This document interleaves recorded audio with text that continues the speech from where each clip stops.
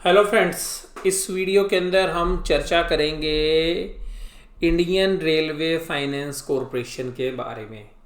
और ये आईपीओ जो है आ रहा है, और ये जो आईपीओ है इसकी डेट है जनवरी 18 से जनवरी 20 के बीच में ये ओपन रहेगा। तो नेक्स्ट वीक के अंदर आप इसके अंदर अप्लाई कर सकते हैं। इसके अलावा एक और कंपनी का आईपीओ भी इसी समय पर आ रहा है, यानी कि 20 तारीख से आएगा इसके बाद। लेकिन उस कंपनी का नाम है इंडिगो पेंट्स। तो इंडिगो पेंट्स के बारे में मैं आपके साथ डिस्कशन कर चुका हूँ पहले, और हो सकता है मैं एक वीडियो और शेयर करूँ तब उसका प्राइस जो है डिसाइड हो जाए, आईपीओ प्राइस। तो देखिएगा ये जो कंपनी है ये काम क्या करती है। देखिएगा इंडियन रेलवे फाइनेंस कॉरपोरेशन करीबन 40% जो रेलवे के खर्चे हैं उसको फाइनेंस करती है, यानी कि जो कैपिटल एक्सपेंडिचर है उसको फाइनेंस करती है। फाइनेंस दो तरीके से करती है, दो तरीके। एक तो ये है कि जो असेट्स वो खरीदती है उनको किराए पर देती है, लीज के ऊपर देती है, फाइनेंस लीज पे देती है। और दूसरा उनको कैश देती है। तो एक तरीके से भारत सरकार ने 1986 में इस कंपनी को रेलवे की सेवा के लिए समर्पित कर दिया। और ये कंपनी बाजार से पैसा इकट्ठा करती है, उधार लेती है, और बहुत सारे जो सोर्सेज हैं जिसमें कि बॉन्ड्स हैं या जो बाकी पब्लिक फंडिंग्स हैं, गवर्नमेंट से लोन है, बाकी जो प्राइवेट सेक्टर के बैंक, पब्लिक सेक्टर्स के बैंक, वहाँ से पैसे इकट्ठा करती है।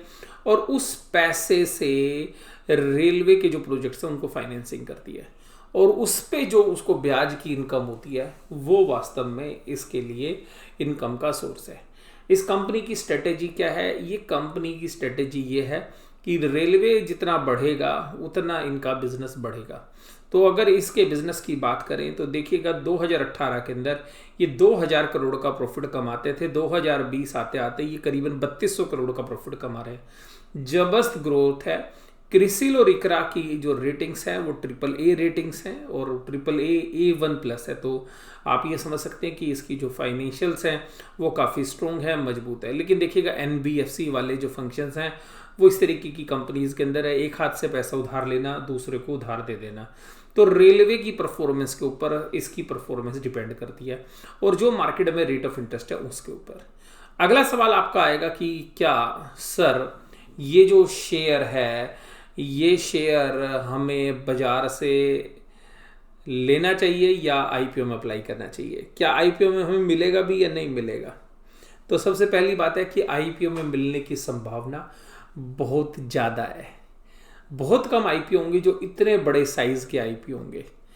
तो यहाँ पर जो आईपीओ का साइज़ है मैं वो आपको पहले वही बताता हूँ। करीबन जो इक्विटी शेयर्स हैं वो आप देखेंगे 178 करोड़ शेयर्स हैं, 178 करोड़ शेयर्स, 178 करोड़ 20,69,000 शेयर्स हैं। तो 178 करोड़ शेयर्स के अंदर आप ये समझिएगा कि आपको शेयर्स मिलने की संभावना काफ़ी ज़्यादा है। एक लॉट में 575 शेयर्स के लिए आप अप्लाई कर पाएंगे।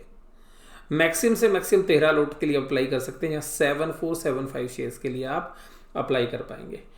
अब बात यह है कि चलो सर शेयर्स तो मिल जाएगा, प्रॉफिट भी आपने बता दिया, कंपनी कैपिटल का करेगी क्या? कंपनी कुछ नहीं करेगी जी, रेलवे को ही फंडिंग करती है, रेलवे की ही फाइनेंसिंग करती है, रेलवे की जो रोलिंग स्टॉक्स हैं उनकी फाइनेंसिंग करती है, जो डब्बे हैं, जो पटरियां हैं, जो उनकी बिल्डिंग्स हैं, या जो रेलवे के लिए जो दूसरी कंपनियां काम करती हैं उनको उधार देती है, तो उनकी फंडिंग्स करती है। तो ये भारत सरकार की ओनरशिप है आज की डेट में, प्रेसिडेंट ऑफ इंडिया एक तरीके से 100% ओनरशिप है। और आफ्टर द आईपीओ ओनरशिप जो है सरकार की घट के 86% हो जाएगी। अब कुछ सवाल हैं, क्या सर आईपीओ में लिस्टिंग गेन होने की संभावना है या नहीं है? तो मैं उसके लिए आपको वैल्यूएशन पे लेके चलूंगा, फिर मैं आपको बताऊंगा कि कितना लिस्टिंग गेन हो सकता है, सब्जेक्टेड टू मार्केट कंडीशन, लेकिन फिर भी एक मोटा मोटा हिसाब हम लगा लेते हैं कि कितने के आसपास जो है ये शेयर प्राइस जो है मिलेगा, और क्या इसमें लिस्टिंग गेन हो सकते हैं, क्या वैल्यूएशंस हैं, क्या बुक वैल्यू है, उन सब पैरामीटर्स पे बात करेंगे। तो देखिएगा इस शेयर्स की फेस वैल्यू 10 रुपये, यहाँ पे कंफर्ट होना चाहिए कि 10 रुपये की फेस वैल्यू है। आईपीओ प्राइस 25 से 26 रुपये के बीच में है, यानी कि आप 26 रुपये मान के चलिएगा। ये इसकी बुक वैल्यू भी है। अगर आज की इसकी बुक वैल्यू देखें दैट इज 26 रुपीज़। तो गवर्नमेंट ने बिल्कुल फेयर वैल्यू के ऊपर आपको शेयर देने की जो है ठानी है कि जो भी वैल्यू है उसके ऊपर आपको शेयर दिया जा रहा है। अच्छी वैल्यूशंस पर शेयर मिल रहा है। ईपीएस भी करीबन 3 रुपये के आसपास, जो मैं भी आपके साथ डिस्कस भी करूंगा, और कैश फ्लोज भी काफ़ी ज़बरदस्त है। तो 575 शेयर के लिए मुझे लगता है कि एक लॉट तो कम से कम अप्लाई करना चाहिए, ज़्यादा लॉट भी आप अप्लाई कर सकते हैं। अब बात आती है कि आईपीओ के प्राइस क्या होंगे, आईपीओ पे क्या लिस्टिंग होगी, वो मैं भी थोड़ी देर बाद आपके साथ चर्चा करूंगा। तो मैंने इशू का साइज बता दिया। असेट्स आप देखिएगा इनके पास कितनी असेट्स, यानी कि जो पैसा मोटा मोटा उधार दे रखा है, तो वो आप देखिएगा अब 2018 में 1,61,000 करोड़ था, जो अभी 2 लाख करीबन 2,80,000 करोड़ के आसपास जो है पहुंच गया है। और अभी सितंबर में तो जो है ये फिगर जो है और भी ऊपर आ गई है, यानी कि आप देखिएगा 2,91,98,000, तो यहाँ तक की जो फिगर्स है, तो काफ़ी बड़ा अमाउंट जो है इन्होंने लोन के रूप में दे रखा है। तो लोन वाला अमाउंट भी जो है काफ़ी बड़ा है और रेवेन्यूज़ भी काफ़ी बड़े हैं, प्रॉफिट भी बड़े हैं, तो उनकी गहराइयों से जो है बाहर निकलते हैं हम। और ये देखिएगा बिजनेस मॉडल है, तो कैश भी काफ़ी बड़ा जो है मेंटेन करते हैं। तो कैश कहाँ से आता है वो मैंने आपको बता दिया। रेवेन्यूज भी लगातार बढ़ रहा है। CAGR जो है आप देखिएगा काफ़ी बेहतरीन है। अगर रेवेन्यू में CAGR देखेंगे तो आप जो है हैरान हो जाएंगे कि इतनी तेज़ी से कोई कंपनी ग्रो कर सकती है। देखिएगा सरकार का जब साथ होता है तो हो सकता है 50% से भी ज़्यादा रेट से ग्रो कर रही है। प्रॉफिट हालांकि इतना तेज गति से नहीं बढ़ रहा क्योंकि इक्विटी डाइल्यूट हो गई थी, बीच में नए शेयर इशू कर दिए गए थे।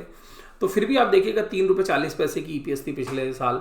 तो अगर वहाँ से भी अगर हम कैलकुलेट करें और 26 रुपये की वैल्यू निकालें तो करीबन 8 के PE रेशो पर ये शेयर मिलता है। कोई कंपिटिटिव एडवांटेज जो है किसी दूसरी कंपनी के पास है नहीं, क्योंकि रेलवे की फंडिंग यही करते हैं, तो इनके पास जो है एक तरीके से एकाधिकार भी है बिजनेस में। अगर ये प्राइवेट सेक्टर में होती तो ये शेयर कम से कम नहीं ना तो आपको 100 रुपये का मिल रहा होता। तो अब सरकारी कंपनी है इसलिए आपको 26 रुपये में है ये शेयर मिल रहा है। अगर आप इसकी देखिएगा EPS भी आपके सामने स्क्रीन पर आ गई है, 3 रुपये 40 पैसे, 3 रुपये 26 पैसे, 3 रुपये 7 पैसे, और अभी 6 महीने बीते हैं तो 1 रुपये 59 पैसे कमा चुके हैं, यानी कि 3 रुपये 20 पैसे तो कमाएंगे ही कमाएंगे। उसके बाद देखिएगा रिटर्न ऑन नेटवर्थ, यानी कि जो भी आपकी बैंक रेट में आपको जो बैंकों में पैसा मिलेगा 11-12% तो मिलेगा नहीं, वहाँ पे भी FD पे 6-7-8% है, तो उससे ज़्यादा जो इसकी रिटर्न ऑन नेटवर्थ है।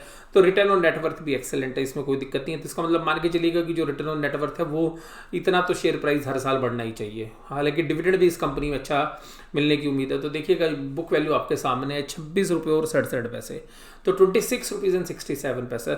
मुझे ऐसा लगता है कि शेयर्स को जो है जरूर से जरूर अप्लाई करना चाहिए। शेयर का साइज़ बड़ा है, अगर मार्केट में सही सलामत सही चीज़ें सही रही, मार्केट में कोई डीप करेक्शन ना हुई उस समय तक, तो आप ये मान के चलिएगा कि 32 रुपये के आसपास जो है इसमें लिस्टिंग जो है कम से कम होनी चाहिए।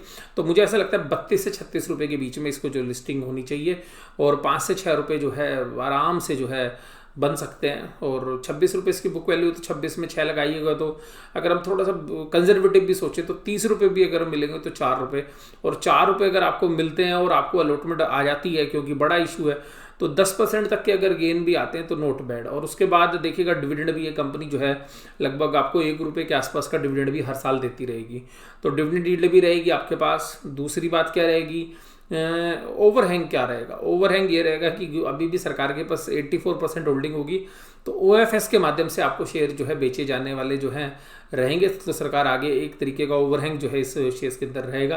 तो बहुत बड़े रनअप जो है आपको बहुत जल्दी जो है देखने के लिए ना मिले, पर मुझे अभी ऐसा लगता है कि 32 रुपये मुझे इसकी फेयर वैल्यू लगती है कि यहाँ तक तो बड़े आराम से जो है ट्रेड कर सकता है। 10 के PE रेशो पर भी अगर आप इसको निकालेंगे तो 32 रुपये बड़े आराम से जो है इसकी वैल्यू होनी चाहिए। और डिविडेंड यील्ड भी रहेगी, सरकार की जो है कंपनी है और AAA रेटेड है, और एक ऐसे सेक्टर से बिलोंग करती है जहाँ पर कि हमेशा जो है ग्रोथ की संभावनाएं रहती हैं। और आगे चल के ये भी हो सकता है कि जब गवर्नमेंट जो है रेलवे को प्राइवेटाइज कर रही है तो जो प्राइवेट प्लेयर्स हैं जो उनको भी शायद फंडिंग ये अलाउ करते हैं, अगर वहाँ पर भी अगर ये फंडिंग अलाउ होगी तो एक जो है पॉजिटिव ट्रिगर जो होगा, और उस समय पर हो सकता है कि शेयर्स की जो है दोबारा से री रेटिंग भी हो। तो मैंने सारे पहलुओं पर आपके साथ चर्चा की, और मैं अभी आपका ज़्यादा समय नहीं लेते हुए इसको यहीं पे क्लोज कर रहा हूँ। और मुझे ऐसा लगता है कि यहाँ पे खोने के लिए कुछ नहीं है। बाजार की दशाएं विपरीत होगी तो बात अलग है, नहीं अदरवाइज जो है 26 रुपये में शेयर लेने लायक बनता है। और लिस्टिंग गेन पे जो है निकल सकते हैं आप, अगर 10% का या 15% का लिस्टिंग गेन मिलता है तो लिस्टिंग गेन पे भी निकल सकते हैं, रख भी सकते हैं क्योंकि कंपनी अच्छी है, सरकार का प्रोटेक्शन है, वैल्यूएशंस रीजनेबल है, और आगे अगर रेलवे में डेवलपमेंट होगी तो इनका पोटेंशियल भी बढ़ेगा। लेकिन जो NBFC के रिस्क होते हैं देखिएगा वो बने रहेंगे, उससे जो है मैं मना नहीं करूंगा आपको। तो जो रिस्क का क्लासिफिकेशन है वो NBFC वाला जो है रिस्क क्लासिफिकेशन इसके अंदर आता है। तो मैं अपनी चर्चा जो है यहीं पे समाप्त करता हूँ। Thank you very much.